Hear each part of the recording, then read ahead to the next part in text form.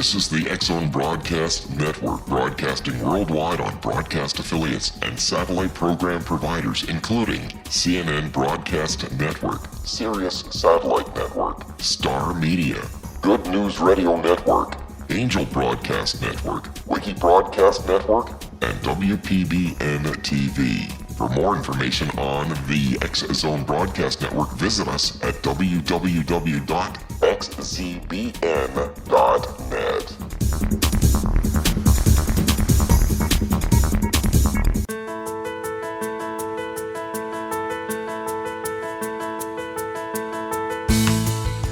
Hi, curious minds out there in our ever-expanding radio land. Welcome to CC with BB, Connecting with Coincidence with Dr. Bernie Beitman, MD. That's me.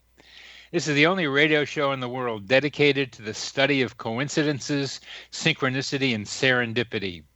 We are coming to you through the X-Zone Broadcast Network located in Hamilton, Ontario, Canada, and broadcasting all over the world. What is the relationship between mind and brain? Does brain produce consciousness, or does the greater consciousness produce the brain? How do mind and brain interact with each other? I'm a psychiatrist. I study this question in my office. I help people with medications and psychotherapy. I work in both the brain and in the mind. You need your mind to recognize a coincidence and your brain to talk about it. Coincidences are like messages in a bottle. The message can be about you, and the message can be about where the bottle and the message came from, that infinite sea of possibilities. Coincidences sometimes point us toward previously unrecognized causal connections. They teach us about hidden potentials within us, like telepathy and human GPS, our ability to get to places we need to go without knowing how we got there. They tell us about other intelligences that may be influencing our lives, and sometimes they trick us. The phrase connecting with coincidence is my coincidence brand. It is the name of my book, my Psychology Today blog, my website, and my social media sites. To find any and all of them, please put Connecting with Coincidence in your search engine. Would you like to know how sensitive to coincidences you are? Take the Weird Coincidence Survey on my website. About 2 years ago, I wanted to make some songs out of the stories in my book, Connecting with Coincidence. How was I going to do that? I had this idea, but how do I do that? I went to a jazz concert at the University of Virginia here in Charlottesville. The director of the jazz ensemble, a charismatic man with a marvelous shock of hair, was doing his impromptu monologue between sets. Several times he said synchronicity. Several times. Here's a clue in my hunt for help, I thought. A jazz musician sang synchronicity. So I emailed him. No answer. Then I emailed him again. No reply. The third time, yes, he answered. John de Earth answered me. We met and established an instant bond. We got to know each other. He warmed up to the idea of doing music for the lyrics I wrote for one of the songs. And there we were, sitting at his piano in his studio, beginning a tune. Hey, this was a Broadway musical in the making. But no, not with John. He was in the midst of organizing his unique jazz opera. He had too much to do. A series of other events introduced Francesco Ronchetti to me, and now there are 7 radio-ready songs. In the improvisational way he lives his life, John moves in a constant flow of coincidences. For our enjoyment, he invented the term coincidentiality. It is defined as conditions favoring the appearance of coincidences.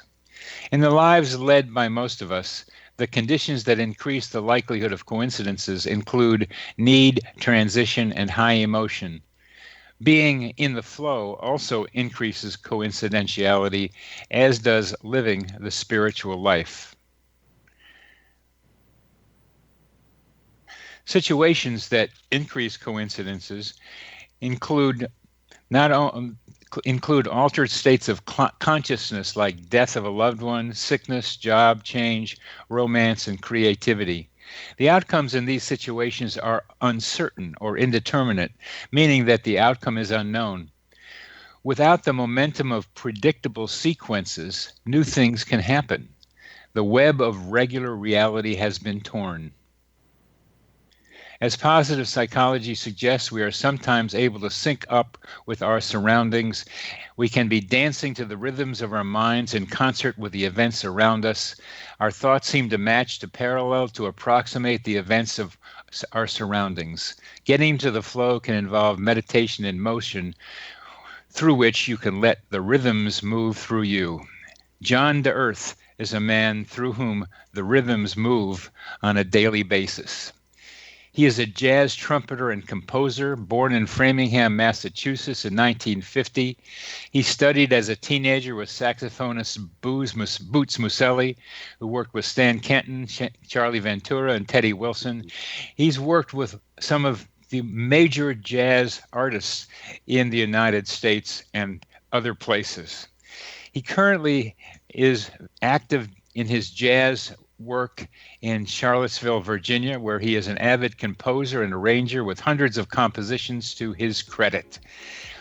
He's developed the Kronos String Quartet, the Kandinsky String Quartet, and the Freebridge String Quartet, which I've had the pleasure of listening to many times here. We will talk with John de Earth after a short break.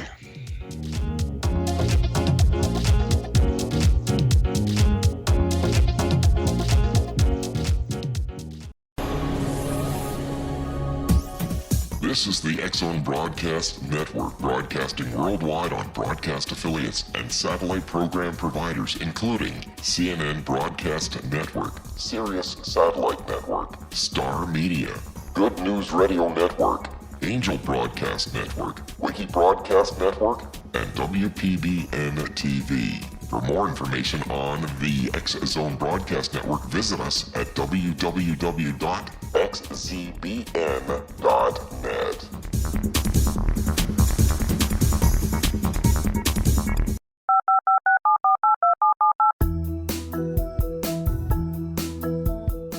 Did you know that when you're on the road with limited data or Wi-Fi, you can still listen to the X-Zone Radio Show with Rob McConnell, The Science of Magic with Gwilda Wiyaka, X-1, Dimension X, Space Patrol, and every minute of the X-Zone Broadcast Network by calling 213-401-0080, courtesy of Audio Now. No smartphone, app, or internet needed. It saves your data plan and it's free if you have unlimited minutes. Call 213-401-0080 to listen on any phone, anytime, anywhere. Remember 213-401-0080 for the best of the paranormal, parapsychology, and sci-fi radio programming anywhere, 24/7, 365. Lift me, won't you lift me above the old routine? Make it nice, play it clean, jazz man. Welcome back to CC with BB, Connecting with Coincidence with Dr. Bernie Beitman, MD. Our guest today is John de Earth, a wonderful jazz musician, jazz trumpeter, composer, and director, and a very, very good friend of mine. And John, welcome to the show. Thank you, Bernie. Great to be here with you. I've been looking forward to this. It's great having you on the show. Why don't you tell us what you think about coincidences and coincidentiality and some of the ideas you have about it? Well, I was listening carefully to what you were saying before, and it struck me that the description you gave of a condition of mind that embraces the potential for coincidence is exactly corresponding with a musical perspective. Because especially in improvised music and creative music, you have to trust As one kid in a workshop recently said, you say yes and when you improvise with other people. And you have to trust and you have to be aware that things are going to happen if you let them happen. You know, we've had so many conversations about this, you and I, and you and me. And, you know, coincidentiality, you said I came up with that. I guess it seems so obvious, you know, like people have conversations in confidence or people live confidentially in ways. But coincidentiality just seems to be a condition we actually always are in. Now that's how it seems to me. Even conditions on the planet that allow for our life seem totally coincidental and odd in a way if you take normalcy as some rubric or metric or whatever you call it. But I loved what you said about rending the fabric of the normalcy, but in a way you're getting to a much deeper reality when you do that, about how connected everything is. It's a musical thing. Yeah, and that's one of the ideas that you've got me to think about is the rhythm of coincidences. I'm pretty sure, and I've run across this talking to other people. There is a rhythmic quality to a lot of life events, and that can be mathematically defined. And I'm talking to a mathematical physicist who was talking about conformity being something that is rhythmic, has a sine wave variation to it. It's more or less. And there's something about coincidences that seem to have a rhythm to them too. And you've had some ideas about that as we've talked about it. Well, rhythm, I mean, what I've had to come to terms with is the realization as a musician that rhythm is everything. Because rhythm can be a free gesture in time, or it can be a pulsed gesture in time, like a beat, like a sine wave. But rhythm is really the frequency and duration of events, when things happen and how long they last. And from the point of view of a musician who's improvising, it's more like, where do I put it and how long do I leave it there? It's very playful, the whole thing, once you get to that point. And I loved your distinction between the brain and the mind, because as a music teacher, I'm constantly teaching my kids about the difference between the brain and the mind. I say the brain is the laziest organ in the body. It doesn't want to do what you want it to do right now. You're making it do something it wants to complain about. Why would that be? Because it's already doing all this incredible work for you. It's going, are you kidding me? You're breathing, you're walking, you're digesting your food. What more do you want? But the mind wants much more than the brain. So I love that distinction. Oh, it's an important distinction. And then after what you just talked about as the mind trying to get control over the brain, the mind also tends, if you go into what we might call a subconscious, where you spend a lot of time, I think, when you're doing rhythmic activities, which include, of course, jazz and teaching little kids. When you go deeper into the mind, then you get access to potentials that we don't really think we have. Totally right. And that's the whole thing with the music.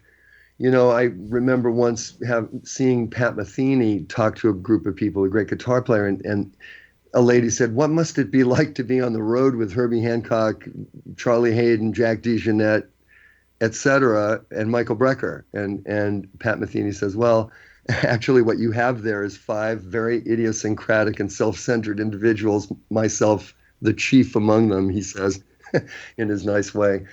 And he said, we really don't talk. We just meet on the bandstand and it happens. And it probably is better for the music. So in a way, all of this normalcy that we experience, and in a way, you know, when you think of even language, I mean, that's improvisation too. Everything we're doing is an improvisation. But we endow it with this sense of normalcy and reality that it's just something we're doing. So I think there's something about robotic and socially defined behaviors that are somewhat separate from the impromptu, improvisational things that you tend to live your life by much more than a lot of other people.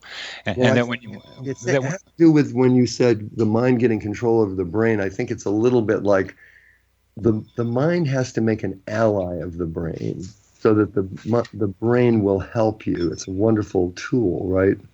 Yeah. It's a wonderful tool, and its relationship to the greater mind becomes a very important question. Yeah.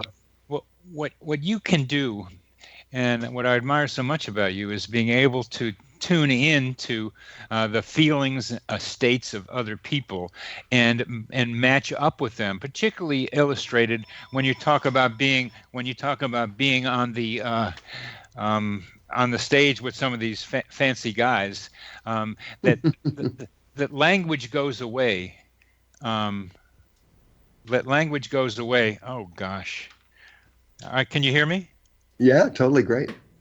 Language tends to go away, but the and when language disappears, and I see this when I go to conscious dance myself, when language disappears, then more freedom comes. There's something about being able to move without words that allows more interaction, more energy exchanges, more harmony to be possible. Sure enough. Well, that's why music is so great, because of the non-specificity of the language.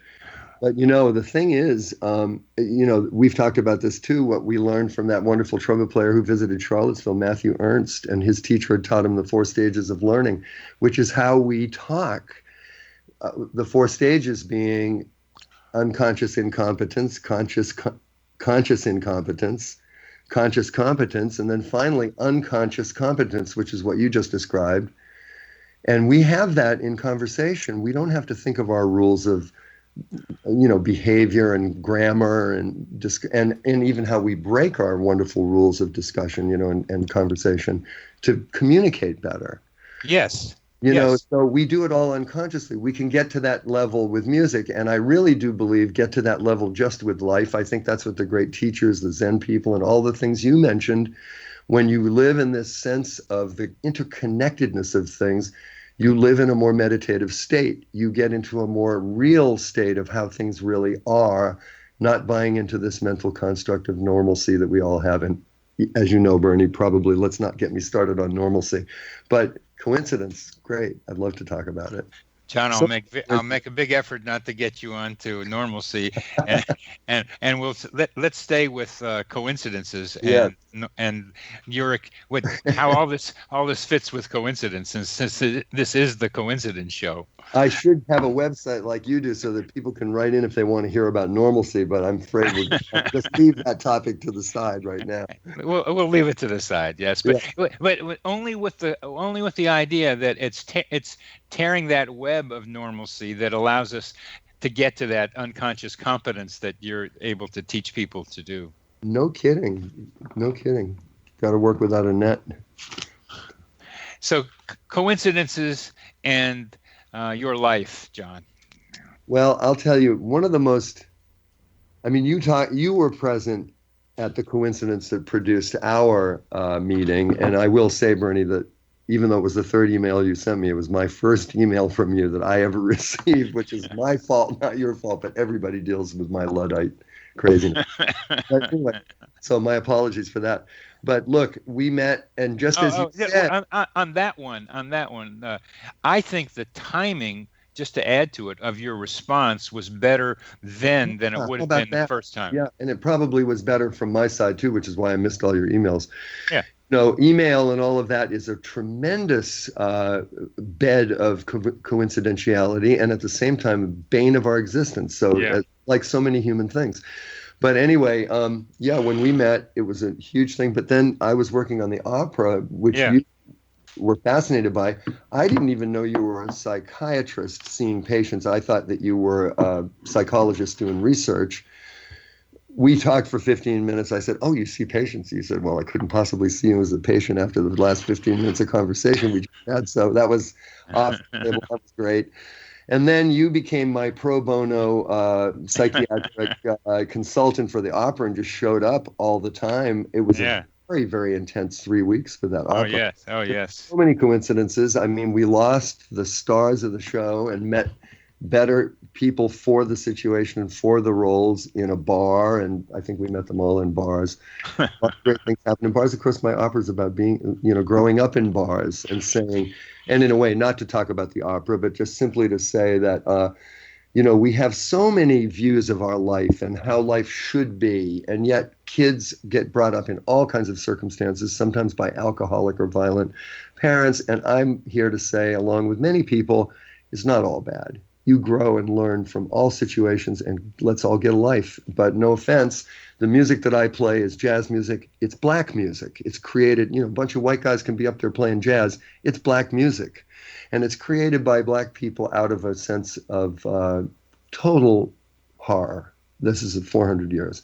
Don't go there, but the coincidentialities there are deep and sorrowful and wonderful.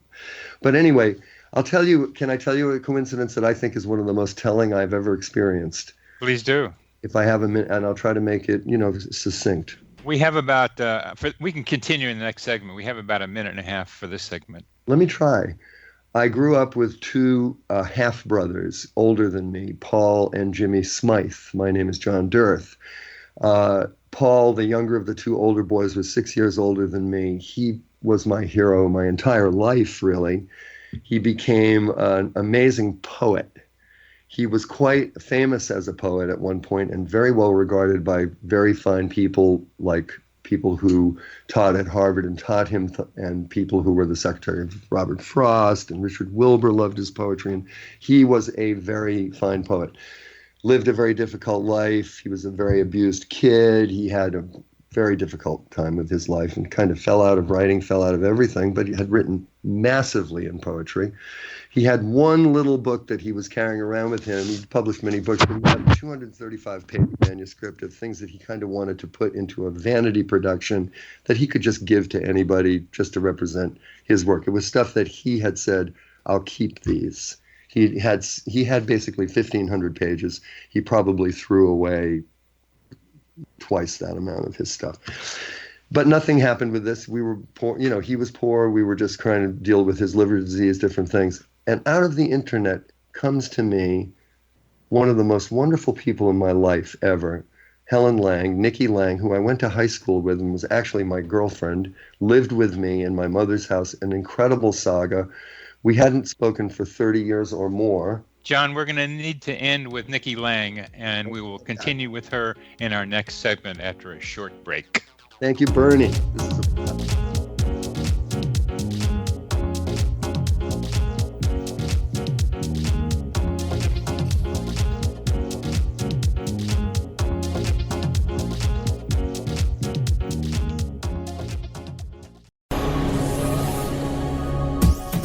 This is the X-Zone Broadcast Network, broadcasting worldwide on broadcast affiliates and satellite program providers, including CNN Broadcast Network, Sirius Satellite Network, Star Media, Good News Radio Network, Angel Broadcast Network, Wiki Broadcast Network, and WPBN TV. For more information on the X-Zone Broadcast Network, visit us at www.xzbn.net.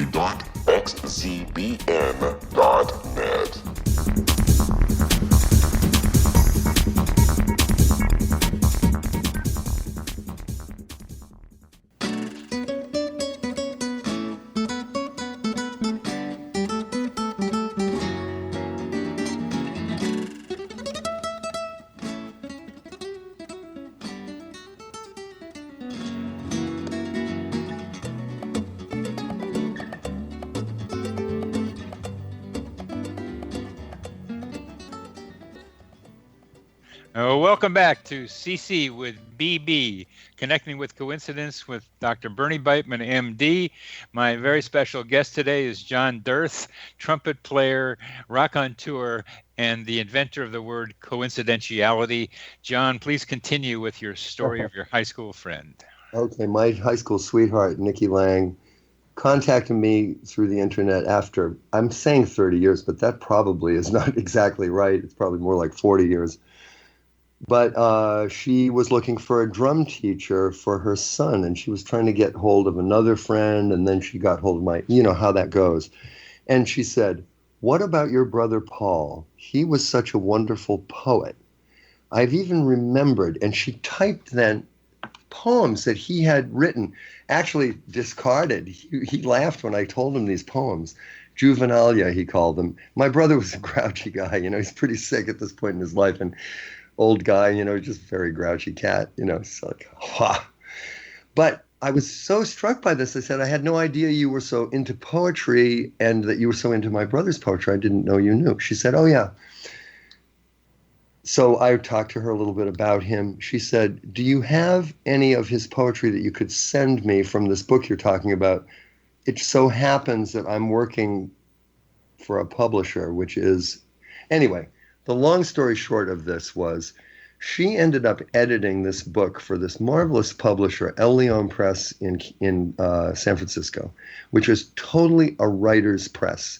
The deal that you got, I mean, my brother, who is the most suspicious guy in the world, got the contract in the mail much later and read it, and I'm just waiting for his snarky, complaints.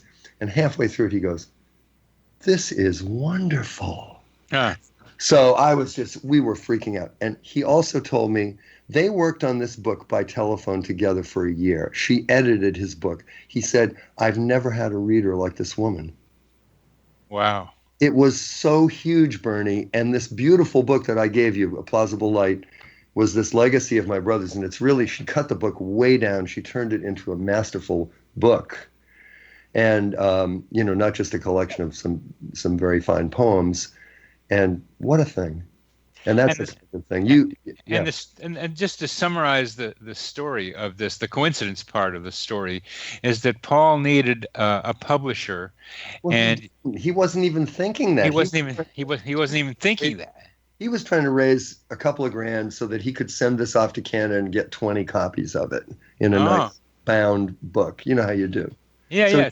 So he wanted to get it printed somehow. So I told this to this woman, and that's when she told me she works for this guy. Yeah, she wasn't even working for him.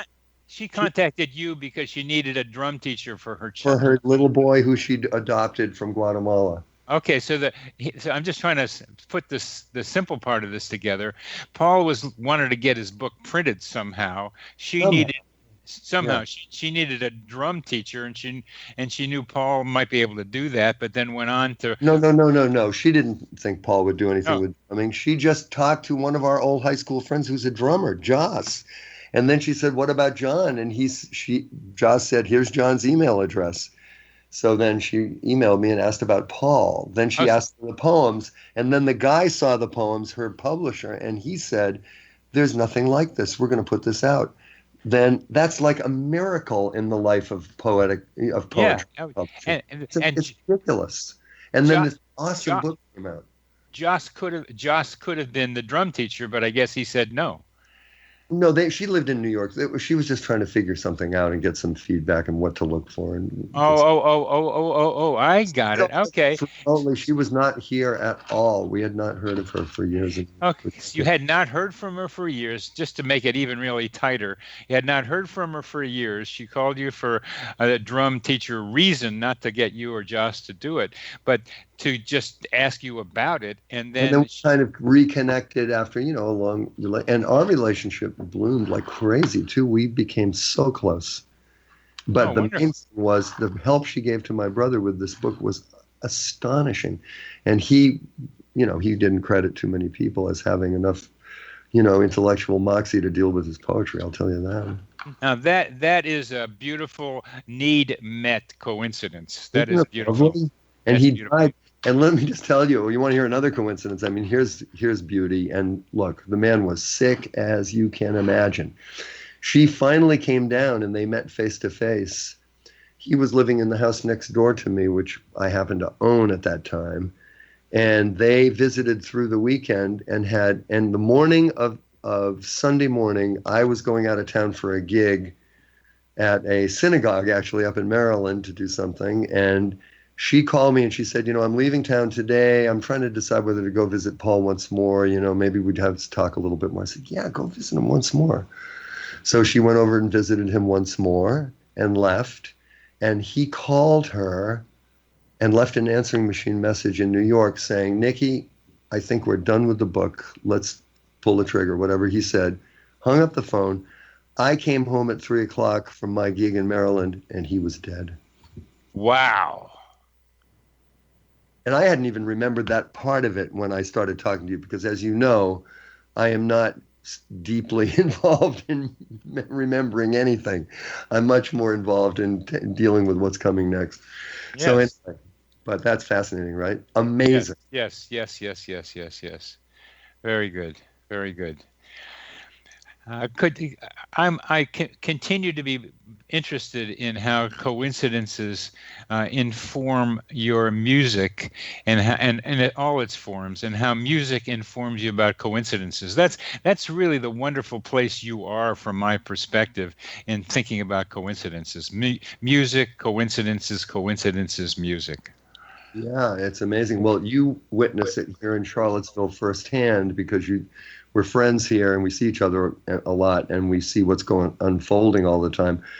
But some of the biggest experience of that for me, through a long life in music, it's always coincidental that you hook up with people. Like Yes. one of the greatest jobs I ever had in music was playing with a guitar player named Emily Remler, who was just one of the most amazing jazz musicians who ever lived and died in her mid-30s, tragically. And she was a kind of normal, regular guitar student at Berklee who just fell in love with jazz music and was heard playing by, again, it's demographics, it's coincidence. She happened to be playing somewhere, and Jim Hall, Joe Pass, and somebody else were all sitting together, three of the greatest guitar players on the planet, freaking out over this beautiful girl playing guitar like Wes Montgomery, and her career began. So a good friend of mine was playing with her downtown at 7th Avenue South, and I was recording an album with another friend in New York. This was in the 70s, and the record just turned out fantastically well, and I was just on top of the world as we finished recording this record about midnight, and I remembered that my friend had invited me down to sit in with his gig at 7th Avenue South, which was Emily Remler.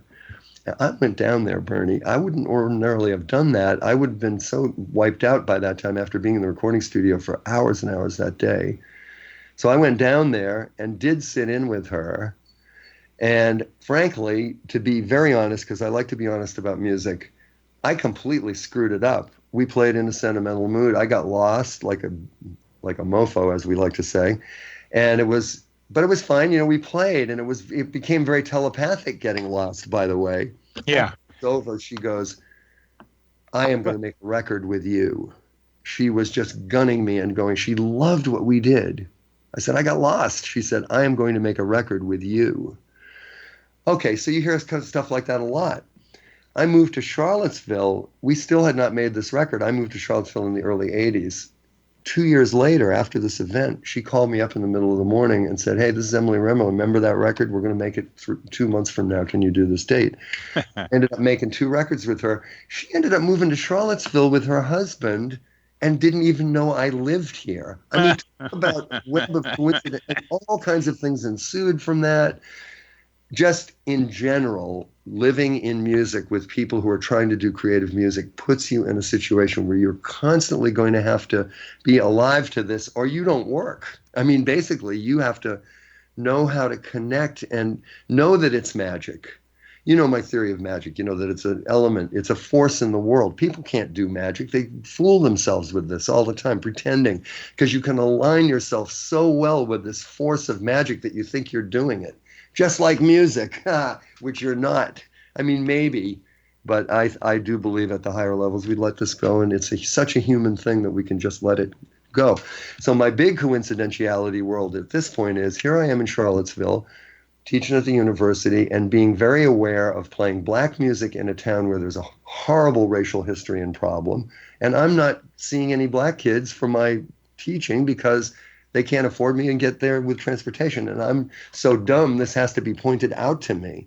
So finally, I start dealing with this. And what I'm finding is, by coincidence, suddenly hanging out with these kids, and Bernie, you know these stories. I mean, it would take hours to tell these stories, but I have been led into a whole new theory and picture of what music is for people by hanging out with these little children and playing music with them in the precognitive conservatory orchestra, where we play totally free music, even with people who have never touched the instruments before, even if they have a disability like Down syndrome or whatever it would be. And then other professional musicians come and do this with us and freak out at the richness of the free improvised music that we do, which again is black music. It's a legacy from Ornette Coleman and Cecil Taylor and these geniuses who bequeathed this music to the world. Probably one of the greatest gifts that any group of people ever bequeathed to this planet, black music. And in America, we know less about it than most places, frankly, and even black people don't know. Frankly, this is America. But anyway, coincidentally, I've been led into the most glorious, nutritive, fertile area by simply trying to get with some kids who can't afford lessons from me, because I finally went, duh, go to the neighborhood center then, fool. I'm done. But anyway, you get it, right? And that's what you do. And what you're again saying if I could just say normalcy. Look, if everybody in their 60s who had any kind of stuff going on, so they had a free hour here or there and knew how to do something, make a poem, make a metal thing, make a desk, bang two pieces of wood together, and would go to the neighborhood center and meet with the kids and show them how to do what they do, this world would not be in the situation that it's in, frankly. That's a very important message for our audience to hear, and we're getting close to our next the end of this segment, and both with the guitar player who moved to Charlottesville and with your precognitive students, what you do so well is are able to recognize, putting aside regular rationality, the normalcy that we're not going to be talking about. No problem, Bernie. and allow, even though you were uncomfortable with it with the guitar player, she loved it because you weren't thinking. You were just going ahead with what your subconscious, unconscious was telling you to do in that circumstance. You don't think it's because she thought I was cute? Bernie. I'm not going to go on that one, John. Okay, fine. I'm sure when I see you, I can go through that one. But I think she recognized you as a superb musician who could let it happen and do it in a way that connected with her. Enough so that she found her way to Charlottesville. We've come to the end of this segment. We'll be back with John Dirth in our next and last segment.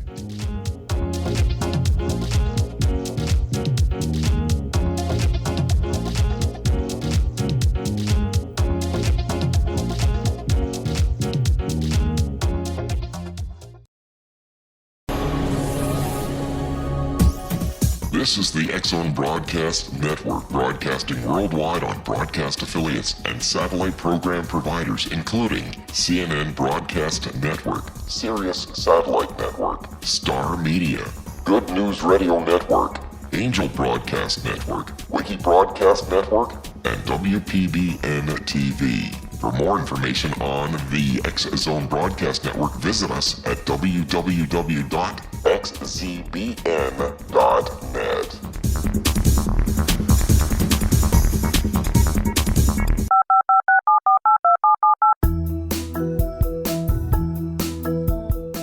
Did you know that when you're on the road with limited data or Wi-Fi, you can still listen to the X-Zone Radio Show with Rob McConnell, The Science of Magic with Gwilda Wiyaka, X-1, Dimension X, Space Patrol, and every minute of the X-Zone Broadcast Network by calling 213-401-0080, courtesy of Audio Now. No smartphone, app, or internet needed.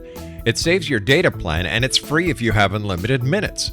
Call 213-401-0080 to listen on any phone, anytime, anywhere. Remember 213-401-0080 for the best of the paranormal, parapsychology, and sci-fi radio programming anywhere, 24/7, 365.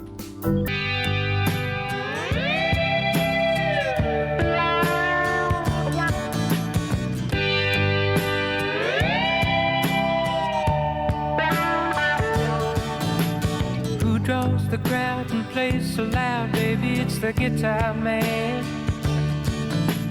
Who's gonna steal the show? You know, baby, it's the guitar man. He can make you love, he can make Welcome back to CC with BB and our guitar stories and our jazz musician and my wonderful friend and wonderful trumpeter, John DeEarth. John, it's a pleasure talking with you this way. It really is. Thank you. You too, Bernie. Yes. Love it, man. This is how we talk. This is how we talk. And the idea of coincidentiality and music, you have told some great stories so far about how you've got to go with the flow, open to the possibilities. And if you want to make it in the music business, you've got to be recognizing the opportunities that coincidences present to you and then seize them, because they're only short time periods sometimes for something to start happening. That's right. And, here's another aspect to this too, Bernie.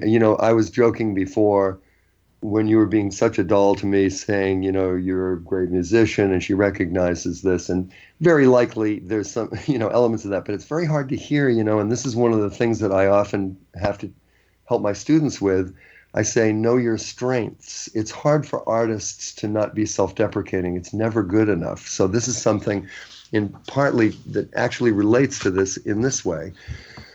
We walk around reality that we live, the world of our normal life or daily life is not really a friendly world in many ways. And, even this business of, jazz music, what I'm talking about and what Black people experience, I'm learning, even at the age of 67 years old, I'm learning now for the first time, really and truly, how different it is to be a Black person in this country. Yes. We're all learning this now Yes. because it's coming out, and this is the wonderful coincidentiality of our times with the social media, which cuts both ways, but it's totally showing us ourselves. You're a fan of Jung, I'm a fan of Jung. Jung was huge on the shadow. One of my things is people do not want to acknowledge the shadow. That's why we project it onto others. Goethe said, I never heard of a crime I couldn't sympathize with.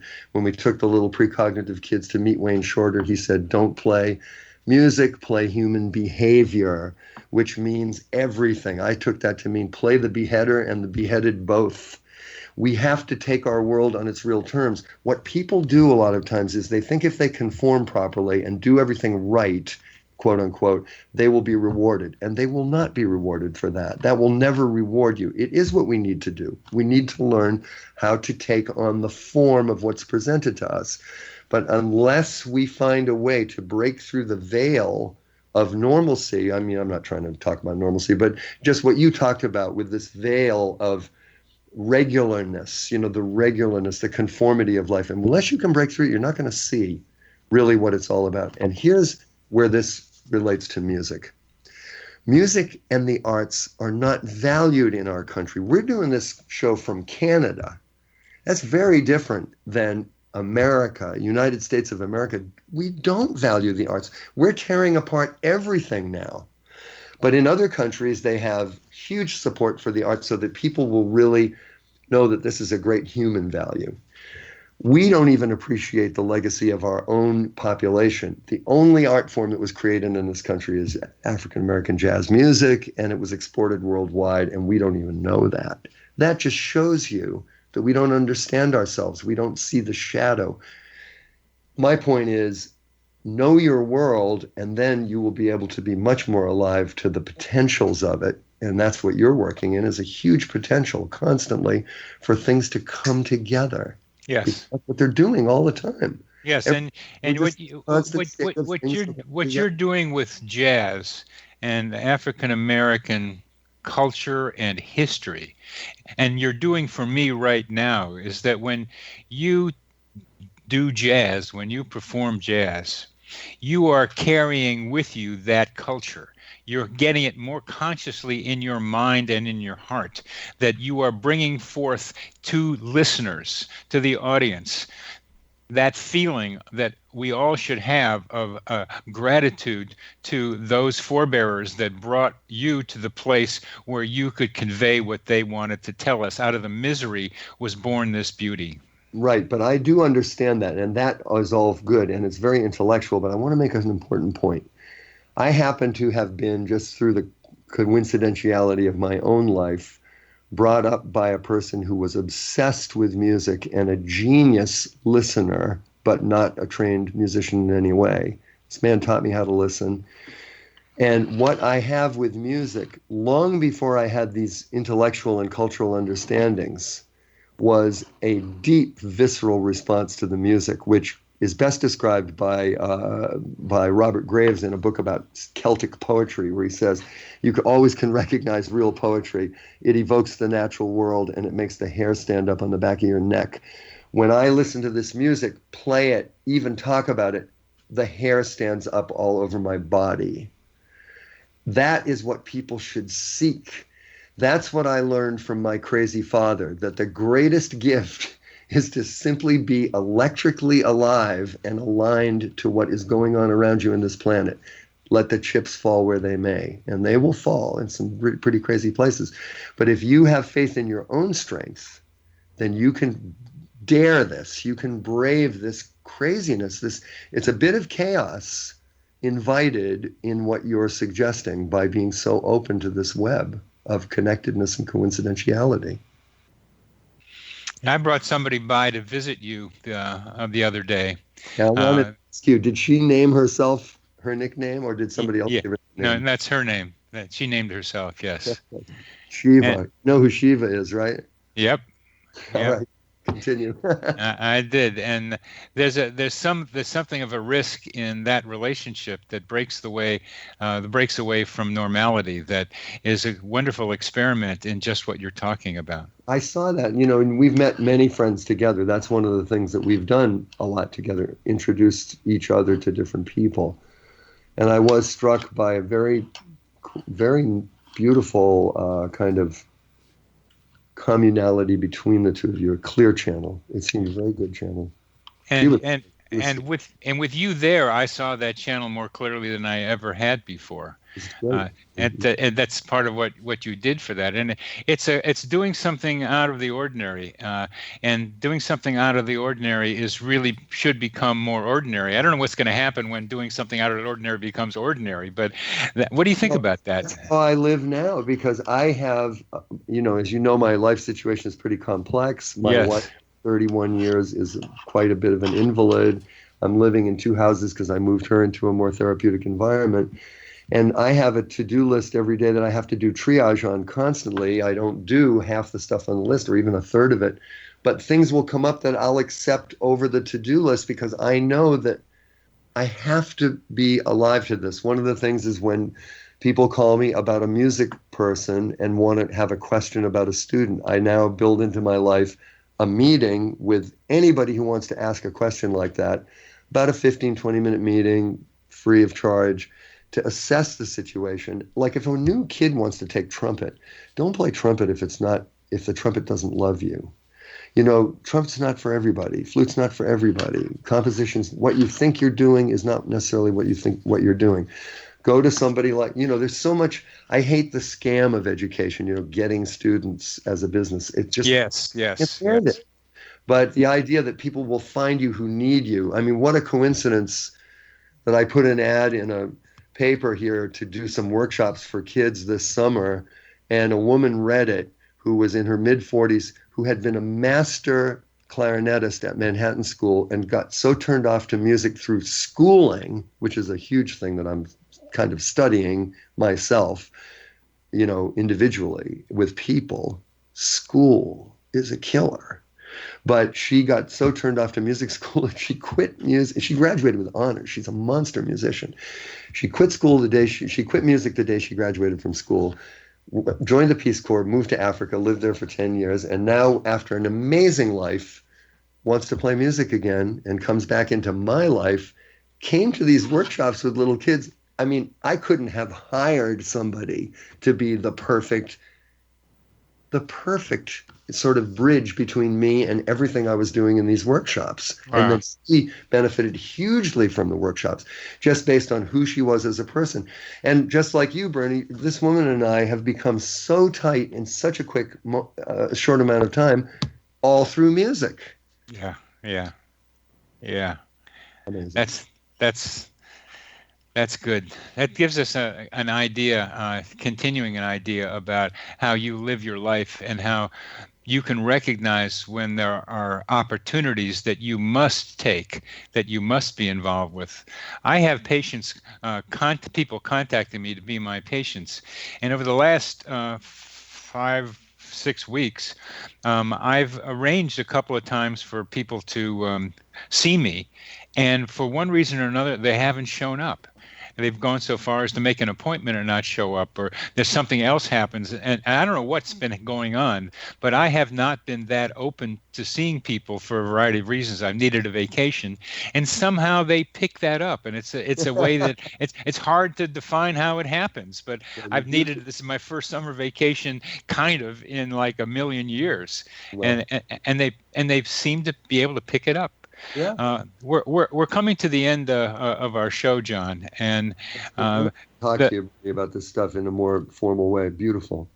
We will continue. I learned more from you each time, and this one you're very informative. You're very clear, and it's a way to live a life, not just music, and that's what we're talking about, but ways to live a life that you're talking about. So thank you very, very much for being on the show with me, John, and I'll talk to you soon. Bernie, can I share one last thing with your listeners? I think we're over time, John. I'm sorry. Okay. Bernie, thanks for doing it, man. I'm going to run. We'll talk soon. Yes.